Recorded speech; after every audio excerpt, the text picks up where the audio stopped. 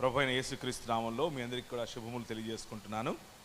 ఈ చివరి వర్తమానము మనము ముందుగానే అనగా మొదటి దినమున మొదటి వర్తమానంలో నేను మీకు ఇచ్చినటువంటి బేస్ లేకపోతే పునాది వచనం, ఆ వచనమును జ్ఞాపకం చేస్తున్నాను. మేము ప్రకటించని యేసు, మీరు పొందని ఆత్మ, మరియు మేము పరిచయం చేయని సువార్త. ఈ మూడిట్లో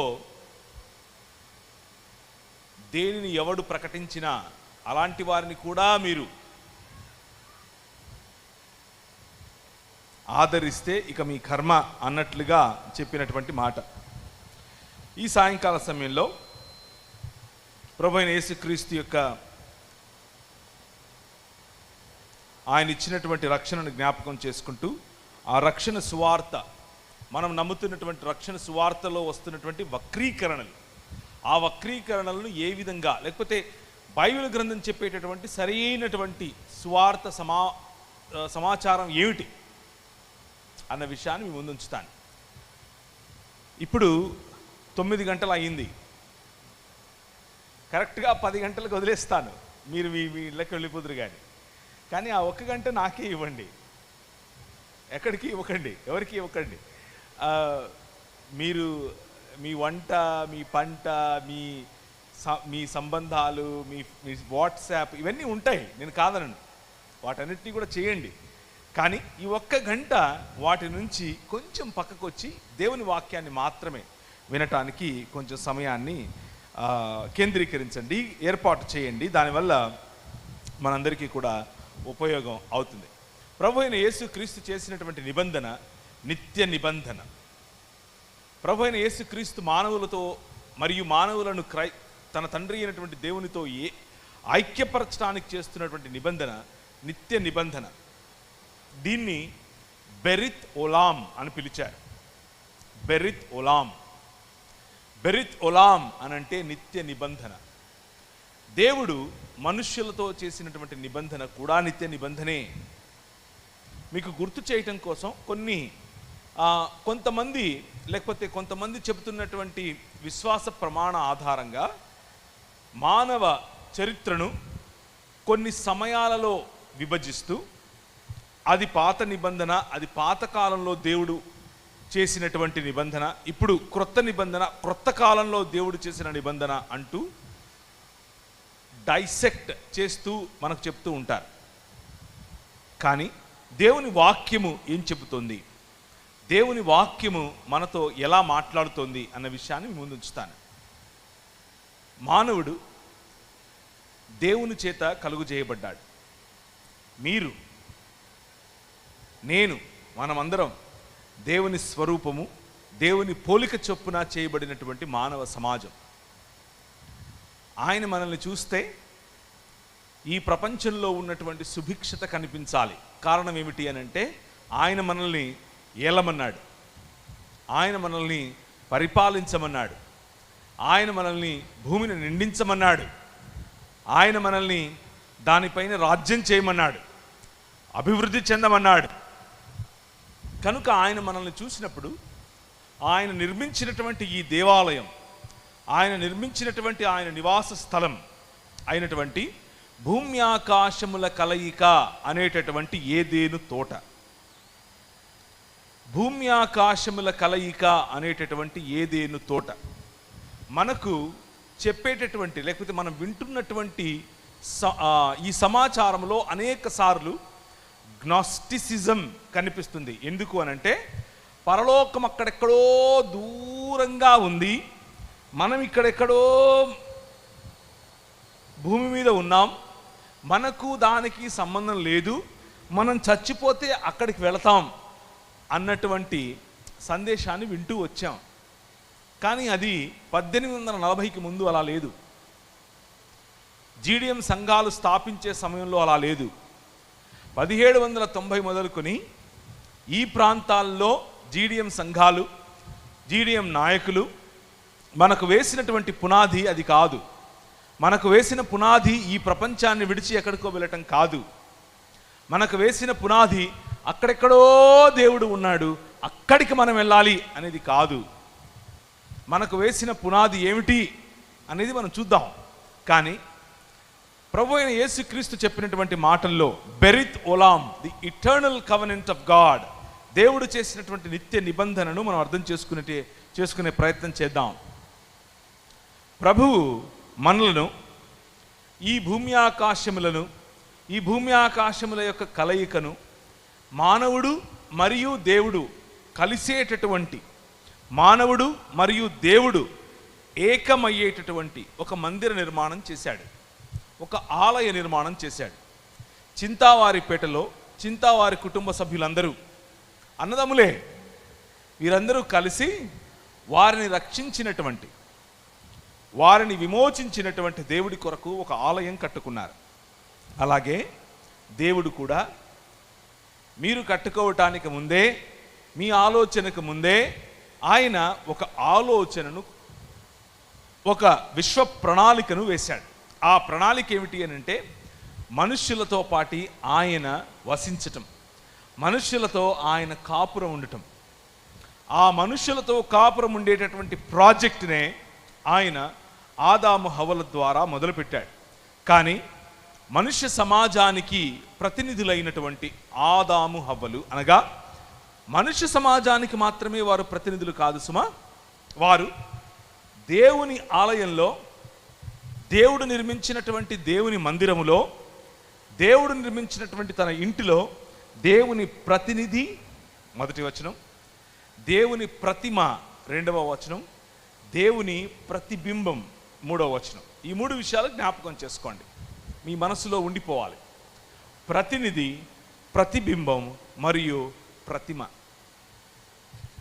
మానవుడు ఏ విధంగా అయితే ఆలయ నిర్మాణం చేసి అందులో ఒక రాయి చేత, ఒక కర్ర చేత, ఒక మట్టితో, లేకపోతే వేరు వేరు పదార్థాలతో తనకు నచ్చినటువంటి ఒక ఆకారాన్నిచ్చి దానికి ప్రాణ ప్రతిష్ఠ చేస్తాడో, అది ఎక్కడి నుంచి నేర్చుకున్నాడు అనంటే, దేవుడు నిర్మించినటువంటి ఈ ఆలయం, భూమి ఆకాశములు అనేటటువంటి తన నివాస స్థలములో నిన్ను, మనలను దేవుని ప్రతిమగా, దేవుని ప్రతిబింబంగా, దేవుని ప్రతినిధిగా ఆయన ఏర్పరచి మనకు ప్రాణ ప్రతిష్ఠ చేశాడు.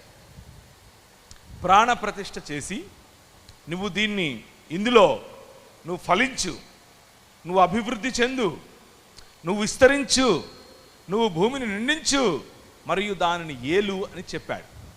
ఇది ఆయన చేసినటువంటి ఆలయములో ప్రతిమ యొక్క ప్రతిష్ఠ. దానికి కరెక్ట్గా ఆపోజిట్గా చేయటమే విగ్రహారాధన. అంటే ఆయన చేసిన ఆలయము కాదని, మనుష్యుల యొక్క నిర్మాణం, సృష్టిలో ఉన్నటువంటి జంతు, పక్షి మరియు వస్తువుల యొక్క స్వరూపములో దేవుణ్ణి నిర్మించుకుని, మనుష్యులే దానికి ప్రాణప్రతిష్ఠ చేసి మమ్ముని ఏలు అని చెప్పుకోవటమే విగ్రహారాధన. అంటే కనులుండి చూడలేని, నోరుండి మాట్లాడలేని, చేతులుండి పని చేయలేని, కాళ్ళుండి నడవలేని సమాజ నిర్మాణమే మనుష్యుల యొక్క ఆలోచన యొక్క ఫలితం. కానీ దేవుని ఆలోచన యొక్క ఫలితం, ప్రతి ఆలోచన అనగా ముఖ్యంగా ప్రతి మనుష్యుడు ఆయన యొక్క ఆత్మచేత నడిపింపబడటం. మనం మధ్యాహ్నం చూసినట్లుగా ప్రతి మనుష్యుడు ఆయన యొక్క ఆత్మ ప్రభావములో నడిపింపబడటం అన్నది ఆయన చిత్తమైతే, ప్రతి విగ్రహము పతన స్థితిలో ఉన్నటువంటి, దేవుణ్ణి తిరస్కరించేటటువంటి ఆత్మ కలిగినటువంటి, దేవునికి వ్యతిరేకంగా పనిచేసేటటువంటి ఆత్మ కలిగినటువంటి మానవ సమాజ నిర్మాణం చేయటమే ఈ అంధకార సంబంధమైన దురాత్మ సమూహముల యొక్క ప్రణాళిక. ఆ ప్రణాళికలో భాగంగా మీరు తొలచుకున్న, మీరు సరిచేసుకున్న, మీరు నిర్మించుకున్న వ్యవస్థలలో నుండి వాడు పనిచేస్తాడు. అది కుల వ్యవస్థ కావచ్చు, మత వ్యవస్థ కావచ్చు, మనుష్యులకు దూరం చేసేటటువంటి ఏ వ్యవస్థ అయినా కావచ్చు, ఉద్యోగ వ్యవస్థ, వ్యాపార వ్యవస్థ, విద్యా వ్యవస్థ, ఇలాంటి వ్యవస్థలన్నిటినీ క్యాప్చర్ చేస్తూ, వాటిని హైజాక్ చేస్తూ దేవునికి విరోధముగా, మనుష్యుల నుంచి మనుష్యులకు విరోధముగా పనినటువంటి పన్నాగమే విగ్రహారాధన. చాలామంది విగ్రహారాధన అనంటే ఏదో ఒక ఆకారమునకు చేసేటటువంటి ఆరాధన అని అనుకుంటారు. కాదు, అది ఒక మొదలు. కానీ దానిని పొడిగిస్తే, దానిని ముందుకు తీసుకుని వెళ్తే విగ్రహము మరియు విగ్రహారాధన అన్నది చాలా డీప్, లోతైనటువంటి ఒక అనుభవం. ఈ విగ్రహారాధన మీ పిల్లలతో మొదలవుతుంది. మీ పిల్లల పట్ల మీకున్నటువంటి మక్కువను మనిషి ఆరాధించే క్రమంగా తీసుకుని వెళుతుంది. మీ భర్తతో మొదలవుతుంది, మీ భార్యతో మొదలవుతుంది, అందంతో మొదలవుతుంది, జ్ఞానంతో మొదలవుతుంది, సంబంధాలతో మొదలవుతుంది, కులంతో మొదలవుతుంది, సమాజముతో మొదలవుతుంది, ఉనికితో మొదలవుతుంది, రాజకీయ వ్యవస్థ, అలాగే పరిపాలనా వ్యవస్థ. ఇలా మెల్లిమెల్లిగా మీ పైన అన్ని రకాలైనటువంటి లేయర్స్, తెరలుగా, పొరలుగా మీ పైన అధికారం చేస్తుంది. ఇది చూడటానికి, వినటానికి అంత ప్రాక్టికల్గా మీకు అనిపించకపోవచ్చు, కానీ ఇదే ఆ వ్యవస్థ. దేవుని స్థానాన్ని దేవునికి ఇవ్వకుండా, దేవుని స్థానాన్ని మనుష్యుడు సృష్టించినటువంటి ఏ వ్యవస్థకు, ఏ ప్రణాళికకు, ఏ కులానికి, మతానికి, అందానికి, గర్వానికి, చదువుకు ఇచ్చిన అది విగ్రహారాధనే. ఆ విగ్రహారాధన కారణం చేత మనము బెరిత్ ఒలాం నుంచి దూరమయ్యాం. దేవుడు చేసినటువంటి నిత్య నిబంధన ఏమిటి అనంటే, దూరమైనటువంటి మనుష్య సమాజాన్ని నేను తిరిగి నా వైపుకు తెచ్చుకుంటాను అని చెప్పటమే. దూరమైనటువంటి మనుష్య సమాజం, నన్ను విడిచిపెట్టిపోయినటువంటి మనుష్య సమాజం, అనాథలుగా ఉన్నటువంటి మనుష్య సమాజం, అంధకార సంబంధమైన దురాత్మ సమూహముల యొక్క క్లచెస్, వాటి యొక్క ఈ బంధకములలో ఉన్నటువంటి మనుష్య సమాజాన్ని నేను విడిచిపెట్టను, నేను తిరిగి నా వైపుకు తెచ్చుకుంటాను అని దేవుడు తీసుకున్నటువంటి నిర్ణయమే ఈ బెరిత్ ఒలాం. అది మనుష్యుడి చేత కాదు. ఎందుకు అనంటే, ఒక్కసారి దేవుణ్ణి తృణీకరించినటువంటి మనిషి, ఒక్కసారి దేవుణ్ణి తృణీకరించినటువంటి మనుష్య సమాజం దేవునికి మనిషికి మధ్య ఒక అగాధాన్ని ఏర్పరచుకున్నాడు. దేవుడు ఏమై ఉన్నాడో తెలిసినటువంటి మనిషి ఇప్పుడు దేవుణ్ణి తిరస్కరించడం ద్వారా ఆయన ఏమై ఉన్నాడో మర్చిపోయాడు. సృష్టిలో ఉన్నటువంటి జీవరాశులను తనకు దేవుడుగా చేసుకున్నాడు, తనపై అధికారిగా చేసుకున్నాడు. దాని కారణం చేత దేవుని గుణగణాలను మర్చిపోయాడు. కానీ ప్రభువు మనల్ని విడిచిపెట్టలేదు. కానీ దేవుడు మనల్ని విడిచిపెట్టలేదు. ఆయన అన్నాడు, తిరిగి నిన్ను నేను నా కుటుంబముగా చేసుకుంటాను, నా కుటుంబముగా చేసుకొని నేను వచ్చి మీ మధ్య నివాసం చేస్తాను. 66 పుస్తకాలు ఉన్నటువంటి బైబిల్ గ్రంథం యొక్క సారాంశము ఇదే. నేను వచ్చి మీ మధ్య నివాసం చేస్తాను. కానీ చాలాసార్లు క్రైస్తవ సమాజంలో ప్రకటింపబడేటటువంటి సువార్త ఇది కాదు. చాలాసార్లు క్రైస్తవ సమాజంలో ప్రకటింపబడుతున్నటువంటి సువార్త, ఈ ప్రపంచాన్ని నువ్వు వదిలి ఎక్కడికో వెళ్ళాలి. బైబిల్ ప్రకటిస్తున్నటువంటి సువార్త, నేను వచ్చి మీ మధ్య నివాసం చేస్తాను. ఈ రెండిటికి ఉన్నటువంటి తేడా. దీన్ని గమనిస్తే నేను ప్రకటించినటువంటి సువార్తను మీరు నమ్ముతున్నారా అన్నటువంటి మాటను మీరు గుర్తించిన వారవుతారు. కొంతమంది అంటారు, పరలోకం అన్నది అక్కడెక్కడో ఉన్నది, అందులోనికి వెళ్ళటానికి యేసుక్రీస్తు ప్రభు మీకోసం రక్తం కార్చాడు, ఆ రక్తంలో మీరు కడగబడ్డారు కాబట్టి యేసుక్రీస్తు ప్రభు భూమి ఆకాశములను సృజించటానికి ముందే కొందరిని ఆయన ఎన్నుకున్నాడు, కొందరిని ఆయన తన రక్తం చేత ప్రోక్షించాడు, కొందరిని ఆయన తన పరలోకములోనికి తీసుకుని వెళ్తాడు. మిగిలినటువంటి 90%, మిగిలినటువంటి 80%, అది ఎంత శాతమో వారికి తెలీదు, నాకు తెలీదు. అనేకులు నరకంలో పడిపోతారు అని బైబిల్ చెప్తోంది అని చెప్తారు. బైబిల్ ఎక్కడా ఇటువంటి సమాచారం ఇవ్వదు. ఇది వారి స్వంత కల్పన, ఇది వారు స్వయంగా నేర్పించుకున్నటువంటి, వారు స్వయంగా కూడగట్టుకున్నటువంటి వేరొక సువార్త. యోహాను సువార్త 3వ అధ్యాయం 16వ వచనం గట్టి చదువుతారా ఎవరైనా? గట్టిగా వినపడలేదు.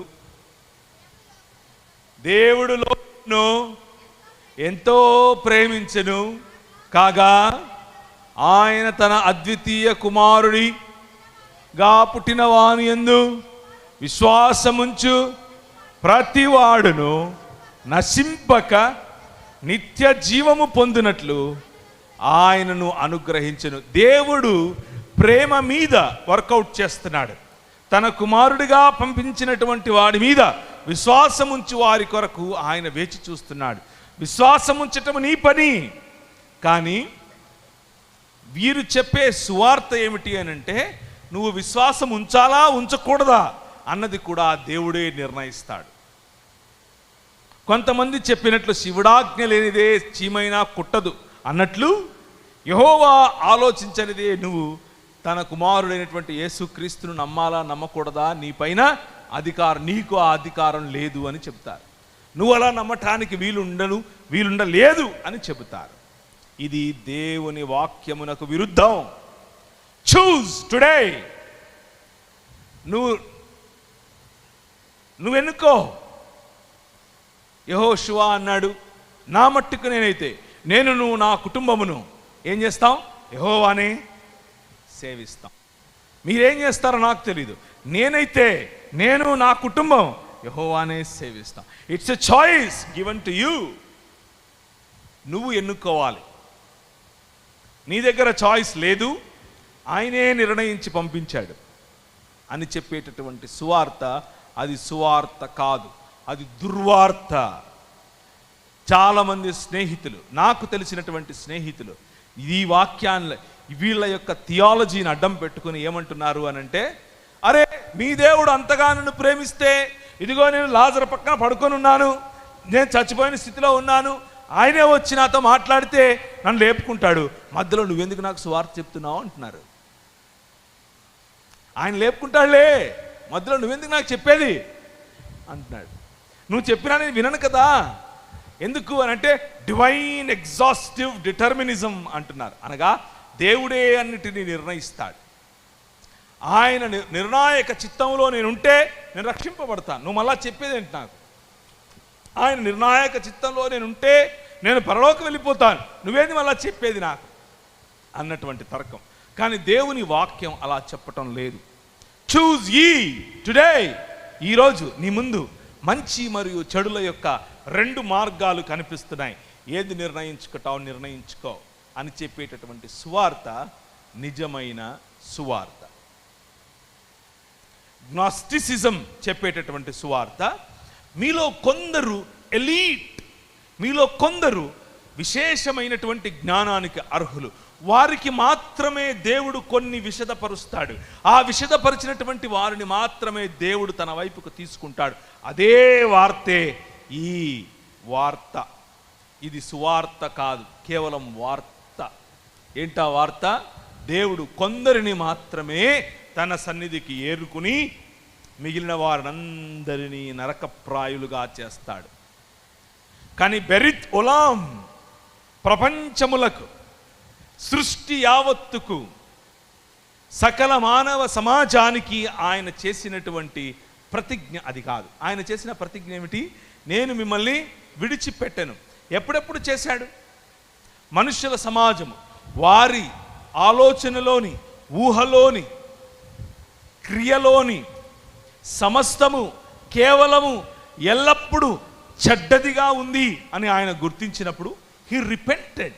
ఆయన బాధపడ్డాడు. ఏంట్రా వీళ్ళు ఇలా తయారయ్యారు, అని బాధపడిన తర్వాత మనుష్యులతో ఒక ఇంద్రధనస్సు లాంటిది క్రియేట్ చేసి దానిని ఒక సూచనగా వారికి ఉంచి అన్నాడు, నేను లయకారుణ్ణి కాదు, నేను మిమ్మల్ని రక్షిస్తాను, నేను మిమ్మల్ని తిరిగి నా కుటుంబముగా చేసుకుంటాను అని చెప్పి సమస్త మానవ జీవితానికి, సమస్త మానవ సమాజాలకు ఆయన ఒక సందేశాన్ని ఇచ్చాడు. ఏంటా సందేశం? I am not somebody that kills people. నేను లయకారుణ్ణి కాదు. I love humans. నేను మనుష్యులను ప్రేమించేవాడిని, మనుష్యులను ప్రేమిస్తున్నాను, ఆ ప్రేమలో మిమ్మల్ని నేను తిరిగి కట్టుకుంటాను అని చెప్పాడు. ఆ ప్రేమ సందేశమే సువార్త. ఆ ప్రేమ సందేశమే దేవుడేర్చినటువంటి, దేవుడు మనకిచ్చినటువంటి సిలువను గూర్చిన వార్త. ఆయన నోవహుతో మొదలుపెట్టి ఆ కవనెంట్ నిబంధనను చేశాడు. ఆ తరువాత మనుష్యులు ఆయన్ని ఇంకా మెల్లిమెల్లిగా ఆయన ఏర్పరిచినటువంటి ఏదేను తోటలో ఏ గోడలు లేవు, ఏ కోటలు లేవు, మనిషికి మధ్య ఇలాంటి విభేదమేది లేదు. జంతువులు వచ్చి మనుషులను చంపేది. కానీ మనిషి ఏ క్షణమైతే దేవుణ్ణి తిరస్కరించాడో కోట గోడలు కట్టుకోవటం మొదలుపెట్టాడు, నగరాలు నిర్మించటం మొదలుపెట్టాడు. ఆ నగరాలలో, నేను ఒక నగరంలోనే ఉంటాను, నేనుండేటటువంటి అపార్ట్మెంట్లో 5 ఫ్లోర్స్ ఉంటాయి. ఒక్కొక్క ఫ్లోర్లో 5 ఇళ్ళు ఉంటాయి. 5 ఇళ్ళు ఉన్నటువంటి 5 ఫ్లోర్స్లో నా పక్కన ఇంటివాడు ఎవరో కూడా నాకు తెలియనటువంటి పరిస్థితిలో నేను బ్రతుకుతాను. నా క్రిందింట్లో ఎవడుంటాడు, నా పక్కనింట్లో ఎవరుంటారు, నా ఎదురింట్లో ఎవరుంటారు, వారు పెట్టుకున్నటువంటి నేమ్ ప్లేట్స్ తప్ప నాకు తెలియదు.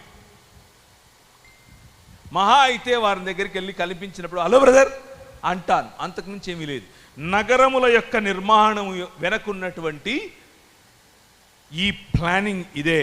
ఏంటా ప్లానింగ్? మనిషికి దూరం చేయటం. ఆ నగరముల నిర్మాణం మొదలైంది.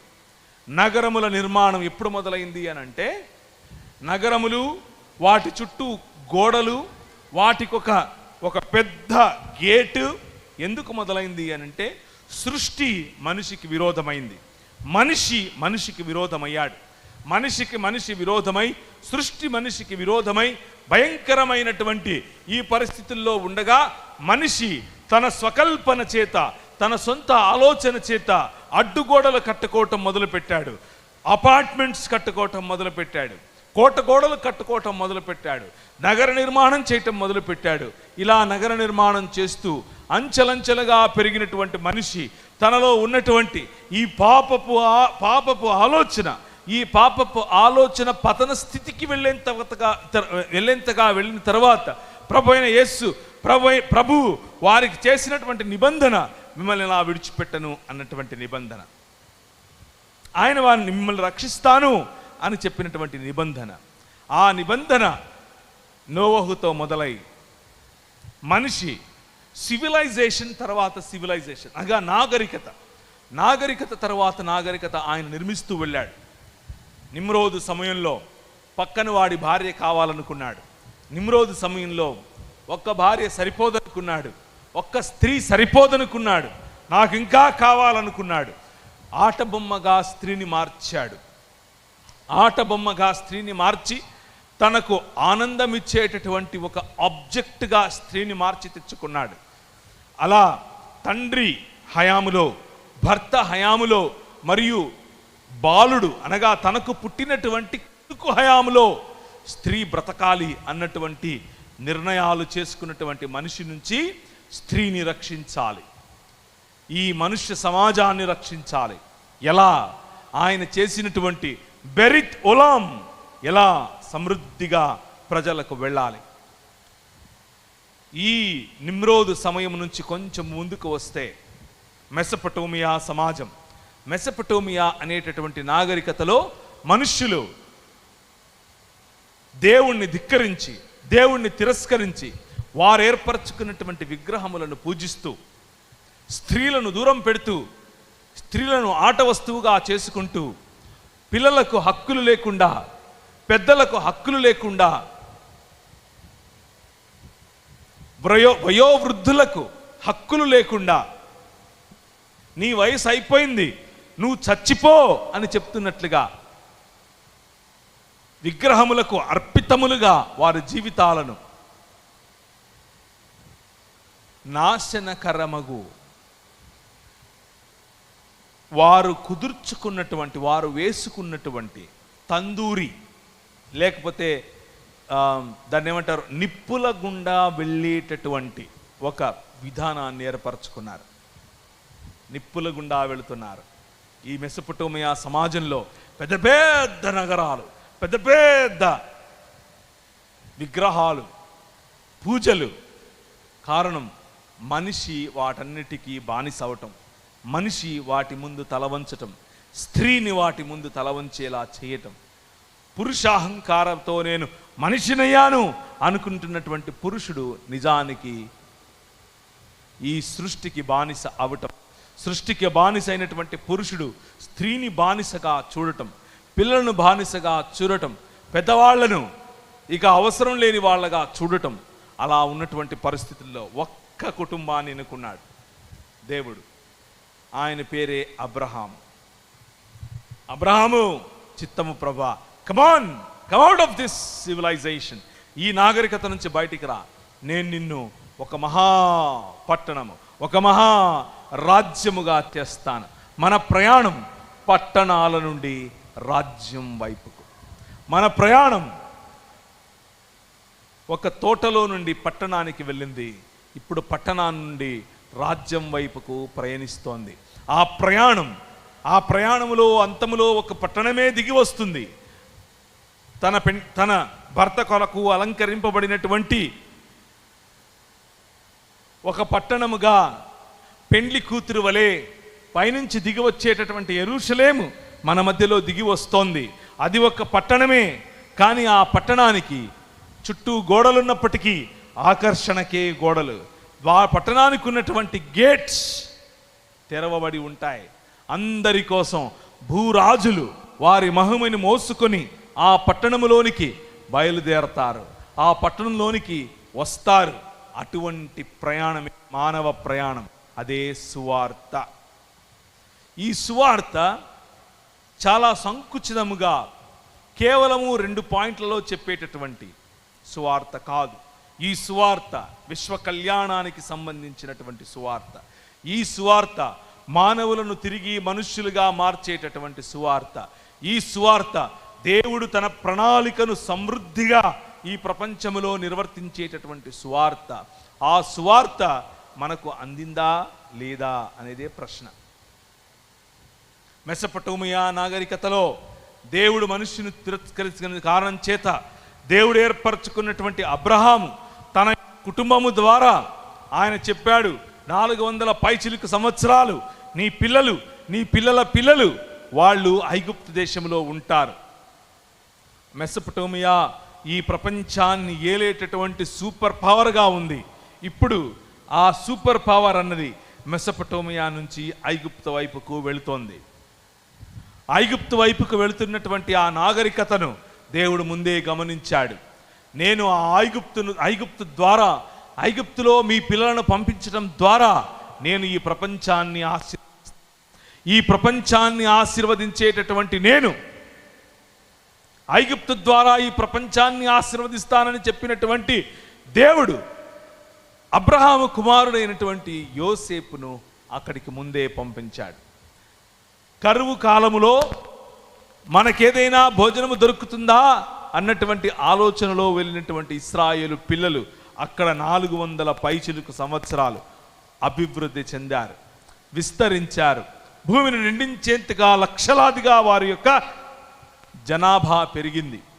వారిని చూసినటువంటి ఐగుప్తు రాజు ఫెరో అన్నాడు, వీరు విస్తారమైనటువంటి జనంగా వెళుతున్నారు, వీరిపై అన్యాయము చేయండి. అన్యాయం.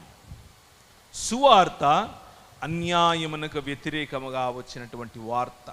సువార్త మనుష్యుల యొక్క బాధ, మనుష్యుల యొక్క రోదన, మనుష్యుల యొక్క కష్టము, మనుష్యుని పైన మనుష్యుడు ఏర్పరుస్తున్నటువంటి సంకెళ్లను ఛేదించేటటువంటి వార్త సువార్త. ఆ సువార్తలో భాగంగా ప్రభు అన్నాడు, నేను విన్నాను, నేను ఉన్నాను అన్నాడు. నీ గతించిపోయిన సీఎం అన్నటువంటి మాటలు అనుకుండేరు పొరపాటున. అది ఆయన ఇక్కడి నుంచే తీసుకున్నాడు. ఆయన సొంత మాటలు కాదు. నేనున్నాను, నేను విన్నాను. బైబిల్లో ఉన్న దేవుడు అన్నాడు, నేనున్నాను, I am the one that lives. ఉన్నవాడను అనువాడను నేను విన్నాను. ఏం విన్నాను? నీ ఆర్తనాదాలు విన్నాను అని చెప్పాడు. అలా ఆయన తన కనుదృష్టిని మెసొపొటేమియా సామ్రాజ్యం నుంచి ఐగుప్తు సామ్రాజ్యం వైపుకు తీసుకెళ్ళి వెళ్ళాడు. ఐగుప్తు సామ్రాజ్యం మనుష్యులను బానిసత్వంలోనికి నెట్టివేసేటటువంటి సామ్రాజ్యం, మనుష్యులను బానిసత్వంలో కృంగదీసేటటువంటి సామ్రాజ్యం. ఆ సామ్రాజ్యము కూరలను విరిచాడు, దానిని కొమ్ములను ఆయన విరగగొట్టాడు. గద్ద రెక్కల మీద మోసుకొని వచ్చినట్లుగా తన పిల్లలను మోసుకొని వచ్చాడు. ఇంకొక రాజ్యాన్ని స్థాపించాడు. ఆ రాజ్యము పేరు ఇశ్రాయేలు. ఇశ్రాయేలు వినుము, నీ భాగ్యం ఎంత గొప్పది, యెహోవాయే రక్షణగా గల నీ భాగ్యం ఎంత గొప్పది.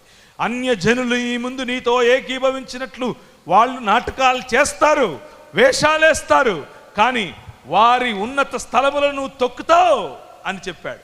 సువార్త దేనికి అనంటే, నిన్ను విడిపించి ఈ ప్రపంచంలో తలగా ఉంచటానికి, అన్యజనుల మార్గములను త్రొక్కటానికి, అన్యజనుల ఆలోచనలను త్రొక్కటానికి, అన్యజనుల విధానములను త్రొక్కటానికి. అందుకే నిన్ను పిలిచాడు. కానీ నువ్వు లేదండి. ఈ రోజుల్లో క్రైస్తవ సమాజాన్ని చూస్తే అది ఒక డోర్ మ్యాట్ లాంటిది. డోర్ మ్యాట్ తెలుసా? లోపలికి వెళ్తానికి ముందు కాళ్ళు ఇలా తుడుచుకుని వెళ్తారు. అన్యజనుల మధ్య క్రైస్తవ సమాజం ఆ విధంగా మారిపోవటానికి గల కారణం, ప్రియమైనటువంటి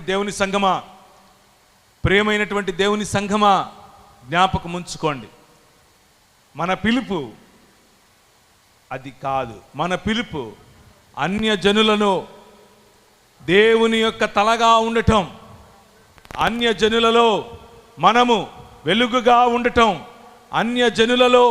అన్యజనుల విధానములలో మనము తలగా ఉండటం. ఆ తలగా ఉండటం ప్రేమ మార్గం, ఆ తలగా ఉండటం క్షమా మార్గం. అన్యజనులను క్షమించటం, అన్యజనులను ప్రేమించటం, అన్యజనులను ఐక్యపరుచుకోవటం, అన్యజనులను కౌగిలించుకోవటం, ఇది మన మార్గం. అన్యజనులు అనేకులు మన ముందు వేషాలేస్తారు, మనతో ఏకీభవించినట్లుగా మన మధ్య కూర్చుంటారు. కానీ మన పిలుపు అన్యజనులను, వారి ఆలోచనలను, వారి పద్ధతులను, వారు దేవుణ్ణి వ్యతిరేకించేటటువంటి పద్ధతులను తొక్కాలి. అది మన పిలుపు. అందుకోసం మనం పిలువబడ్డాం. నీ సువార్త కేవలము నువ్వు చచ్చిపోతే ఎక్కడికి వెళ్తావు అనేది కాదు. నీ సువార్త ఈ ప్రపంచాన్ని, ఈ మనుష్య సమాజాన్ని, ఈ ప్రజలను ప్రేమించే సువార్త. ఈ ప్రజలను దేవుడు ఏర్పరచుకున్నటువంటి బెరిత్ ఉలాంగా ఏర్పరిచే సువార్త. ఈ సువార్త రక్షింపబడుచున్న వారికి దేవుడిచ్చేటటువంటి సువాసన, కానీ నశించిపోవచ్చున్న వారికి ఒక శవవార్త. చాలామంది ఈ రోజుల్లో మన మధ్యలో శవవార్తగా మాట్లాడుతున్నారు. ఒక శవాన్ని మీరు ఆరాధిస్తున్నారంటున్నారు, కానీ ఈ సువార్త శవవార్త కాదు. ఈ సువార్త దేవుని కొరకు నిలబడేటటువంటి ప్రజల యొక్క వార్త,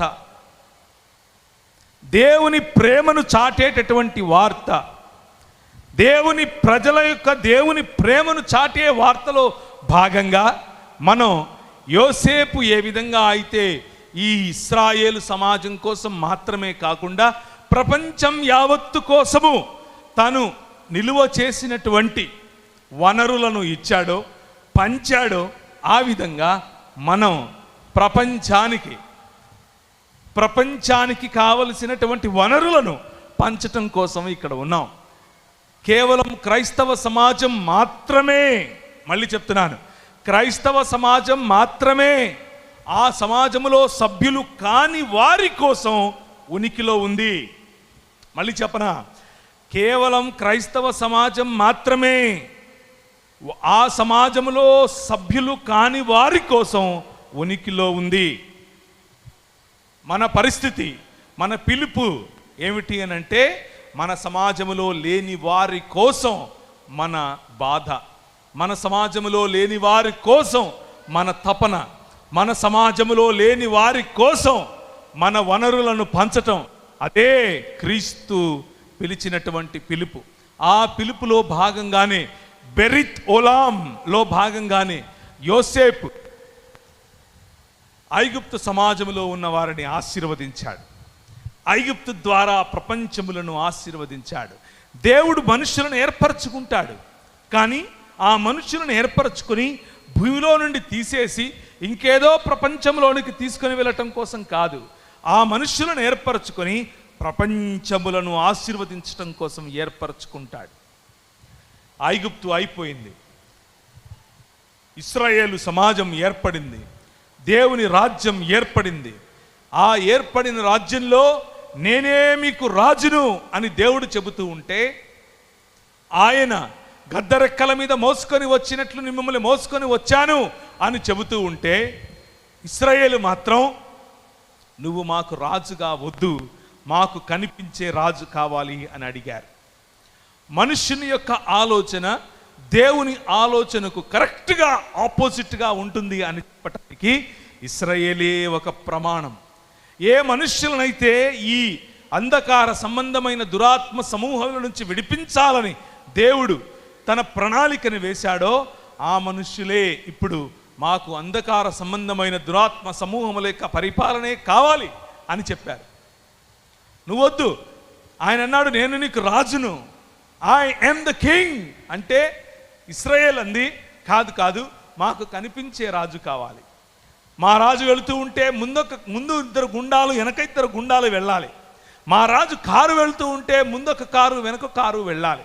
మా రాజు కోటు విప్పితే వెనకాల తీసుకోవటానికి కొంతమంది ఉండాలి. మా రాజు ఆయన షూస్ విప్పితే తిప్పి పెట్టడానికి కొంతమంది ఉండేట్లుగా మేము ఏర్పాటు చేసుకోవాలి. మా కళ్ళ ముందు కనిపిస్తున్నటువంటి అనేక రాజ్యాలలో ఏ విధంగా రాజులు ఉన్నారో అలాంటి రాజే మాకు కావాలి అన్నాడు. ప్రభు అన్నాడు, నేను కదా నీకు రాజు, ఐ యామ్ ద కింగ్, నేను కదా మిమ్మల్ని సంరక్షించేవాడిని. లేదు, మాకు ఆ రాజే కావాలి. సరే తీసుకోండి, మీ కర్మ, తీసుకోండి అన్నాడు. వారికి రాజునిచ్చాడు, సౌలునిచ్చాడు. కానీ వారు ఏర్పరచుకున్న సౌలు కంటే ఘనంగా తన హృదయానుసారుడైనటువంటి దావీదును ఆయన అభిషేకించాడు. దావీదును అభిషేకించి మొదటగా నోవహు ద్వారా చేసిన నిబంధన, తర్వాత అబ్రహాము ద్వారా చేసిన నిబంధన, తర్వాత మోషే ద్వారా చేసిన నిబంధన, ఇప్పుడు దావీదు ద్వారా చేస్తున్నాడు. నా కుమారుడు నీరు నుంచే వస్తాడు, నా కుమారుడు నిన్ను ఏలతాడు, నీ ద్వారా వచ్చినటువంటి నా కుమారుడు ఈ ప్రపంచాన్ని ఏలతాడు, సింహాసనాసీనుడై సియోను మీద నివాసము చేస్తాడు. ఆయన నీతిగల న్యాయ దండము మీ మీద ఉంటుంది, న్యాయ దండముతో ఆయన పరిపాలన చేస్తాడు. ఆయన పరిపాలన మనుష్యుల పరిపాలన వంటిది కాదు. ఆయన పరిపాలన దేవుడు తన స్వరక్తమిచ్చి సంపాదించినటువంటి రక్తమును చేసేటటువంటి పరిపాలన. ఆ పరిపాలనను దేవుడు మన మధ్య చేయటానికి తన కుమారుడైనటువంటి యేసు క్రీస్తు అనేటటువంటి రాజును పంపుతాను అని చెప్పాడు. ఆ పరిపాలన అదే ఈ సువార్త. 2వ అధ్యాయం మీరు మొన్న చదివారు, నిన్న సాయంకాలం కీర్తనల గ్రంథం 2వ అధ్యాయం చదివారు. అన్యజనులు ఎలా అల్లరి చేయుచున్నారు, రండి వారి కట్లు విప్పుదుము అని భూరాజులు వారిలో వారు మాట్లాడుకుంటున్నారు. కానీ వారి చేతనవుతుందా? ఆకాశమందు సింహాసనాసీనుడైన వాడు వారిని చూసి నవ్వుతున్నాడు. స్వార్థ ఏమిటి అనంటే దేవుడు నవ్వుతున్నాడు. మీ స్కీమ్స్, మీరు తలపెట్టినటువంటి స్కీమ్స్, మీరు తలపెట్టినటువంటి ఈ ప్రణాళికలు, దానితో మీరు రక్షణను సంపాదిస్తారా? సంపాదించలేరు. దానితో మీరు అభ్యుదయాన్ని సంపాదిస్తారా? సంపాదించలేరు. దానితో మీరు దేవుణ్ణి చేరుకుంటారా? చేరుకోలేరు. మనుష్యుడు ప్రతిసారి కట్టడాన్ని ఎత్తుగా చేస్తూ దేవుణ్ణి చేరుకోవాలి అనేటటువంటి ప్రయత్నాన్ని చేస్తూ చేస్తూ చేస్తూ అలసిపోతాడు తప్ప ఇంకేమి చేయలేడు. కానీ దేవుడు తానంతకు తాను దిగి రావటానికి సిద్ధం, తానంతకు తాను మనుష్య రూపుగా రావటానికి సిద్ధం, తానంతకు తాను మీ మధ్య నివాసం చేయటానికి సిద్ధం. అదే సువార్త. మనిషి సాధించలేని దేవత్వాన్ని దేవుడు మనుష్యత్వములోనికి తీసుకుని రావటమే సువార్త. మనిషి సాధించాలని ప్రయత్నం చేస్తూ ఓడిపోయినటువంటి దేవత్వమును ఓడిపోయినటువంటి పరిస్థితిలో దేవుడు మనుష్యత్వాన్ని ధరించుకొని మనుష్యుల కోసం ఏర్పరిచినటువంటి రాజ్యమే ఈ దేవుని రాజ్య సువార్త. అదే ప్రభు అయిన యేసుక్రీస్తు చెప్పినటువంటి సువార్త. మార్కు సువార్త 1వ అధ్యాయం 14వ వచనంలో ప్రభు అయిన యేసుక్రీస్తు అన్నాడు, కాలము సంపూర్ణమైంది గనుక, కాలము సంపూర్ణమైంది కాబట్టి ఆయన దేవుని రాజ్యము సమీపించి ఉన్నది, మారు మనస్సు పొంది. ఇప్పుడు చదవండి, దేవుని గూర్చిన సువార్తను ప్రకటించాడు ప్రభు అయిన యేసుక్రీస్తు. ప్రభు అయిన యేసుక్రీస్తు ప్రకటించింది కూడా సువార్తే. ప్రభు అయిన యేసుక్రీస్తు మరణ పునరుత్థానాలను ప్రకటించడం మాత్రమే సువార్త అని అనుకునేవారు పొరబడుతున్నారు. ప్రభు అయిన యేసుక్రీస్తే సువార్తను ప్రకటించాడు. ఏంటా సువార్త అనంటే దేవుని రాజ్యం. దేవుని రాజ్యం మన మధ్య వెలగటం, దేవుడే రాజుగా మనపై పరిపాలన చేయటం, అదే దేవుని రాజ్య సువార్త. ఆ రాజ్య సువార్తను మన ప్రజలు, మన పితరులు కొన్ని వందల సంవత్సరాల క్రితం నల్లట్ట పుస్తకం అని చెప్తున్నారు. ఆ నల్లట్ట పుస్తకాన్ని మోసుకొని మన మధ్యకు వచ్చారు, మన మధ్యకు వచ్చి దాన్ని ప్రకటించారు. ఆ నల్లట్ట పుస్తకం ఏం చేసింది ఏంటని ఆలోచిస్తే, ఆ నల్లట్ట పుస్తకం మన మధ్యలో ఏర్పరచినటువంటి ప్రజలను ఇక్కడ చనిపోతే ఇంకెక్కడికో వెళతారు అని చెప్పేందుకు మాత్రమే కాదు, కానీ ఈ ప్రపంచములను దేవుని నివాస యోగ్య స్థలముగా చేయటం కోసం ఆయన చేసినటువంటి ఒక ప్రణాళిక. ఆ ప్రణాళికలో భాగంగా 1799లో మొదలైనటువంటి ఈ ఉద్యమం, విశ్వ మానవ ఉద్యమం ఈ తెలుగు రాష్ట్రాల్లో మొదలైంది. మొట్టమొదటిసారిగా విశాఖపట్నం, కాకినాడ ప్రాంతాల్లో, తీర ప్రాంతాల్లో ఆ రోజు వచ్చినటువంటి ఓడలు ఆగినటువంటి ప్రదేశాల్లో నుంచి మొదలైంది. 1799లో బ్యాప్టిస్ట్ మిషనరీలు, 1799లో వచ్చినటువంటి SPCK మిషనరీలు, 1799లో మొదలైనటువంటి కలకత్తా మొదలుకొని ఈ కాకినాడ ప్రాంతం వరకు వచ్చినటువంటి మిషనరీలు భారతదేశంలో క్రీస్తు యొక్క రాజ్య స్థాపన కొరకు మాట్లాడటం మొదలుపెట్టారు. నువ్వు చస్తే ఎక్కడికి పోతావు, నువ్వు చస్తే ఎక్కడికి పోతావు కాదు, అది కాదు. వారు ప్రకటించినటువంటి సువార్త, వారు ప్రకటించిన సువార్త దేవుడు నివాస యోగ్యముగా ఉండేటటువంటి సమాజముగా నువ్వు మారాలి. తెలుగు ప్రజలు దేవుడి నివాస యోగ్యమైనటువంటి ప్రజలుగా మారాలి. తెలుగు మాట్లాడేటటువంటి ప్రజలలో ఉన్నటువంటి వ్యత్యాసాలు పోవాలి, కులం పోవాలి, స్త్రీ పట్ల వివక్ష పోవాలి, అందరికీ చదువు రావాలి, ప్రతి ఒక్కరికి వైద్యం అందాలి.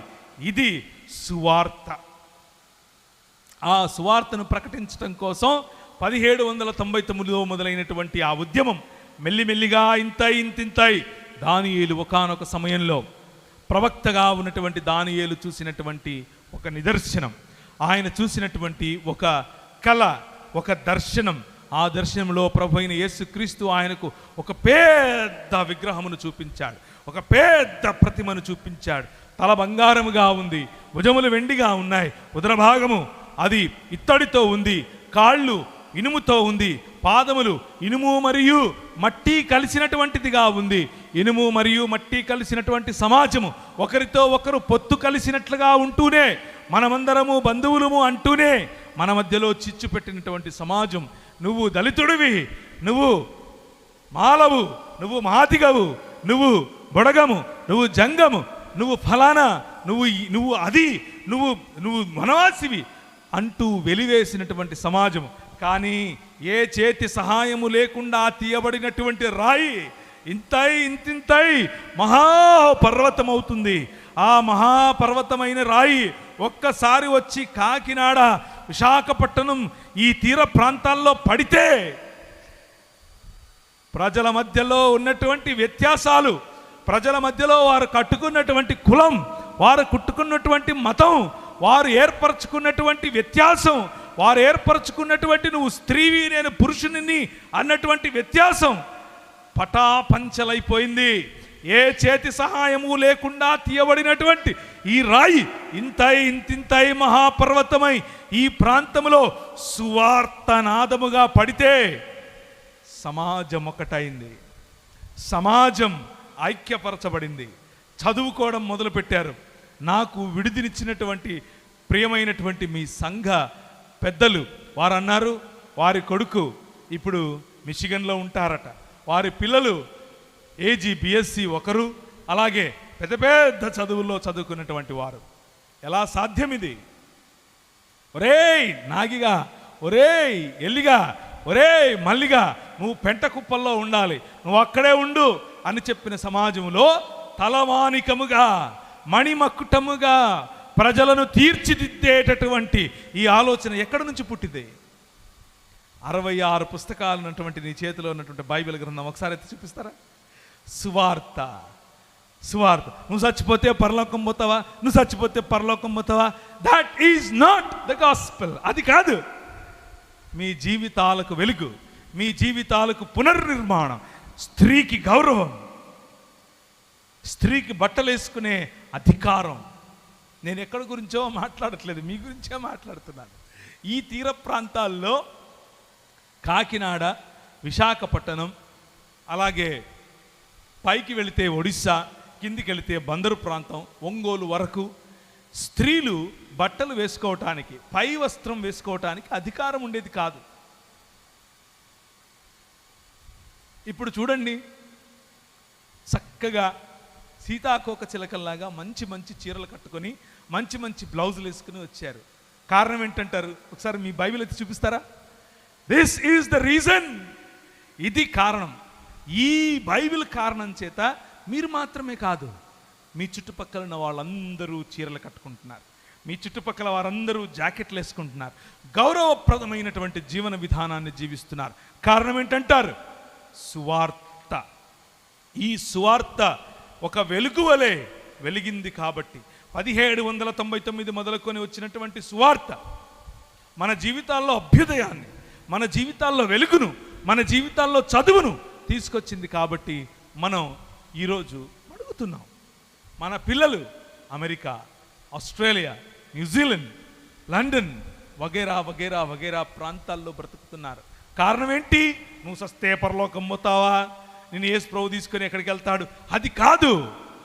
మనిషి మనిషిగా బ్రతకాలి, మనిషి నిజమైన మనిషిగా బ్రతకాలి. You are in the image of God. నువ్వు దేవుని స్వరూపం, నువ్వు దేవుని పోలిక, ఆయన పోలికలో చేయబడినటువంటి నీవు, ఆయన స్వరూపంగా చేయబడినటువంటి నీవు, సకల హక్కులు కలిగినటువంటి నీవుగా బ్రతకాలి. ఈ మానవ సమాజం అంధకార సంబంధమైనటువంటి దురాత్మ సమూహముల చేత చిక్కబడినటువంటి సమాజం ఏర్పరిచినటువంటి విధి, ఏర్పరిచిన విధానం ఏమిటి? బ్రాహ్మణస్య ముఖం ఆసీత్ అనగా తలలో నుంచి పుట్టినవాడు బ్రాహ్మణుడు, ఛాతిలో నుంచి పుట్టినవాడు క్షత్రియుడు, ఉదర భాగంలో నుంచి పుట్టినవాడు వైశ్యుడు, కాళ్ళలో నుంచి పుట్టినవాడు శూద్రుడు. నువ్వు ఏదీ కాదు, నువ్వు చెప్పులు, నువ్వు బయట ఉండాలి, ఇంట్లోకి సంబంధం లేదు నీతో అని చెప్పారు. అది ఈ ప్రపంచం ఇచ్చేటటువంటి సువార్త. కానీ 66 పుస్తకాలు ఉన్నటువంటి నీ బైబిల్ గ్రంథం, నువ్వు చదువుతున్నటువంటి బైబిల్ గ్రంథం, నీ పిల్లలకు నువ్వు నేర్పుతున్నటువంటి బైబిల్ గ్రంథం, దానికి ఉన్నటువంటి విశిష్టత ఏమిటో తెలుసా? అది చెప్పే సువార్త ఏమిటో తెలుసా? నువ్వు స్త్రీవైనా, నువ్వు పురుషుడివైనా, నువ్వు ఎవరివైనా సరే దేవుని స్వరూపము, దేవుని పోలిక, గాడ్ లవ్స్ యూ. దేవుడు నిన్ను ప్రేమిస్తున్నాడు. దేవుడు నిన్ను కోసం ప్రాణం పెట్టాడు. ఎంతగా ప్రేమిస్తున్నాడంటే తన కుమారుణ్ణి సైతం ఇచ్చాడు. అలాంటి సువార్త, ఆ సువార్త ఈ సమాజాన్ని కట్టింది. ఆ సువార్త స్త్రీలకు గౌరవాన్ని ఇచ్చింది. ఆ సువార్త అందరికీ చదువునిచ్చింది. ఆ సువార్త అందరికీ వైద్యాన్ని ఇచ్చింది. ఉదయం చూస్తే ఉదయం నుంచి సాయంత్రం వరకు బడి, అదే బడి సాయంత్రం అయ్యే వరకు ఆసుపత్రి అయ్యేది. ఆసుపత్రి అయి ప్రజలకు మెడిసిన్ ఇచ్చింది. మీ ఊరు నుంచి దాదాపు ఒక 100 కిలోమీటర్ల దూరంలో ఏలూరు ప్రాంతం. ఆ ఏలూరు ప్రాంతానికి ఒక జమీందారు రాయబహద్దూర్, ఆ రాయబహద్దూర్ గారికి ఒక భార్య. ఆమెకు కడుపు వచ్చింది. కడుపుతో ఉంది, కానీ బిడ్డ తిరగబడిందని ముందే తెలుసుకున్నారు. ఇక ప్రసూతి చేస్తే చచ్చిపోతుంది అని అనుకున్నారు. ఏం చేయాలి అని బాధపడుతున్నాడు రాయబహద్దూర్ గారు. కానీ అమెరికాలో ఒకానొక సమయంలో నేను తెలుగు ప్రజల మధ్యకి వెళ్ళాలి, తెలుగు ప్రజలకు సేవ చేయాలి, తెలుగు ప్రజలకు సువార్త చెప్పాలి అని ఆలోచిస్తున్నటువంటి ఒక స్త్రీ, ఆమె ప్రార్థన చేస్తోంది. ప్రభు అన్నాడు, నేను నిన్ను తెలుగు ప్రజల దగ్గరికి తీసుకుని వెళ్తాను అని అన్నాడు. ఎందుకు? తెలుగు ప్రజలే ఎందుకు? ఏ ప్రపంచం గొడ్డుపోయిందా? భారతదేశమే రావాలా? మీరు మళ్ళీ ఎత్తి చూపించినటువంటి 66 పుస్తకాలు ఉన్నటువంటి బైబిల్ గ్రంథం, ఆ గ్రంథంలో ఉన్నటువంటి వెలుగు ప్రపంచంలో ప్రతి కొనలోనికి, ప్రతి దిశలోనికి, ప్రతి దశలోనికి, ప్రతి సమాజంలోనికి వెళ్ళాలి. అలా వెళ్ళాలన్న కారణం చేత ప్రార్థిస్తున్న ప్రతి ప్రజను ప్రేరేపించినటువంటి నీ ప్రియుడు, నీ ప్రభువు అన్నాడు, నేను నిన్ను తీసుకెళ్తాను. ఆ రోజుల్లో జనానా అనేటటువంటి ఓ ఉద్యమం లేపుకొట్టింది. జనానా అనంటే స్త్రీలు బయటికి రారు కాబట్టి, స్త్రీలను ఇంట్లోనే నిర్బంధించారు కాబట్టి, వారి ఇళ్లలోకే వెళ్ళి సువార్త చెప్పేటటువంటి ఈ మెథడ్ను జనానా మెథడ్ అని పిలిచారు. ఉర్దూ భాషలో జనానా అంటే స్త్రీ అని అర్థం. ఆ జనానా మిషన్లో భాగంగా లూథరన్ సంఘాలు పనిచేస్తూ ఉన్న క్రమంలో నేను వస్తాను అని అడిగితే, డాక్టర్గా ఉన్న నీకు మా దగ్గర పారితోషికం ఇవ్వటానికి డబ్బులు లేవు అని చెబితే, నేను టీచర్గా అయినా వస్తాను అని చెప్పింది ఒక ఆవిడ. సరే రమ్మని పిలిచారు. ఆమె టీచర్గా వచ్చింది. జనానా మిషన్లో భాగంగా ఇళ్ళకు వెళుతూ ఉంటే రాయబహద్దూర్ ఆమెను చూసి, ఏమ్మా నువ్వు మా ఇంటికి వచ్చి టీచింగ్ చేస్తున్నావు, నువ్వు డాక్టర్ అని విన్నాను, నా భార్యకు సహాయం చేస్తావా అని అడిగాడు. ఆమంది, నేను వచ్చిందే ఇందుకోసం, ఐ లవ్ యువర్ పీపుల్, నీ ప్రజలంటే నాకు ఇష్టం. నువ్వు రాయబహద్దూరుగా ఉండి సుంకము పన్ను వసూలు చేసేంత వరకు మాత్రమే నీ పని నువ్వు చేస్తున్నావు. నా దేవుడు ఈ ప్రపంచమునకు రాయబహద్దూర్, ఈ ప్రపంచానికే ఆయన రాజు. ఆయన సుంకాన్ని వసూలు చేసి కాదు, తన రక్తాన్ని ఇచ్చి కాపాడేటటువంటి రాజు. నేను వస్తాను అని చెప్పింది. తనని ఇంటికి తీసుకెళ్ళాడు. ఆమె ఇంటికి వెళ్ళింది. ఆ ప్రసూతిలో లేకపోతే తన భార్య పడుతున్నటువంటి బాధలో ఆమె మందులు ఇచ్చింది, ఆమె సహాయం చేసింది. సహాయం చేస్తూ ప్రతిరోజు సాయంకాలం వెనుకొస్తూ ఉంటే ఆమె ధరించుకున్నటువంటి తెల్లటి వస్త్రాలు ఇంటికి వెళ్ళగానే పచ్చగా అయిపోతున్నాయి, పసుపచ్చగా మారిపోతున్నాయి. వెనక భాగం అంతా పసుపచ్చగా అవుతుంది. ఏంటబ్బా ఇది? ప్రతిరోజు నేనేమో బాగా వాష్ చేసుకుని మంచిగా దాన్ని శుభ్రపరచుకుని వెళ్తున్నాను, ఒక డాక్టర్గా ఎనికొచ్చిన వెంటనే నేను వేసుకున్న డ్రెస్సు ఎందుకు పసుపచ్చగా మారుతుంది అని చూస్తే, మ్లేచ్ఛ జాతికి చెందిన స్త్రీ నా ఇంటికి వచ్చింది అని పసుపు నీళ్లు చల్లారు మన సాంస్కృతిక అభ్యుదయవాదులు. ఇది మనకు నేర్పిన సువార్త. కానీ తన దేశం కాదు, తన ప్రజలు కాదు, తన భాష కాదు, తన ప్రాంతం కాదు, కానీ ప్రజలను ప్రేమించటానికి తన ప్రభువు ఇచ్చినటువంటి ఒకే ఒక చైతన్య మార్గం, ప్రజలను ప్రేమించటానికి తన ప్రభువు ఇచ్చినటువంటి ఒకే ఒక రక్షణ మార్గం, ప్రేమ మార్గం. ఆ మార్గాన్ని ఎంచుకున్నటువంటి యానీ కుగ్లర్ గారు ఈ ప్రాంతానికి వచ్చి తెలుగు ప్రజలను ప్రేమించి ఆమె ఇంటికి వెళ్ళేటప్పుడు పసుపు నీళ్లు చల్లినా అది అవమానంగా తీసుకోకుండా ప్రజలను అక్కునకు చేర్చుకున్నటువంటి వార్త సువార్త. ఇది సువార్త. ఈరోజు దురదృష్టకరంగా చాలా బాధతో నేను ఈ మాట చెప్తున్నాను. సువార్త సేవకులము అని చెప్పుకునేటటువంటి వారు యూట్యూబుల్లో వాడు అరుస్తున్నాడా, నేను డబల్గా అరుస్తాను. వాడు కొడతాడా, నేను డబల్గా కొడతాను. ఆడు బూతులు ఆడుతున్నాడా, నాకంటే ఎక్కువ బూతులు వాడు ఆడగలడా అని చూపించేటటువంటి పోటీతత్వం మనకు కనిపిస్తుంది. అది కాదు సువార్త. సువార్త ప్రేమ, సువార్త మనిషిని ప్రేమించటం, సువార్త మనిషికి కావలసిన అవసరతను తీర్చటం. ఒకసారి అందరు లేచి నిలబడతారా? చాలాసేపు కూర్చున్నారు. మీకు విషయం తెలుసో తెలీదో కానీ 1 గంట 5 నిమిషాలు అయిపోయింది మీరు కూర్చొని. కాబట్టి ఇంకొక 15 నిమిషాలు మాట్లాడటానికి ముందు పైకి నిలబెట్టాను. పరలోకమందున్న మా తండ్రి అనేటటువంటి ప్రార్థన నాతో పాటు చెప్పండి. 1 2 3. పరలోకమందున్న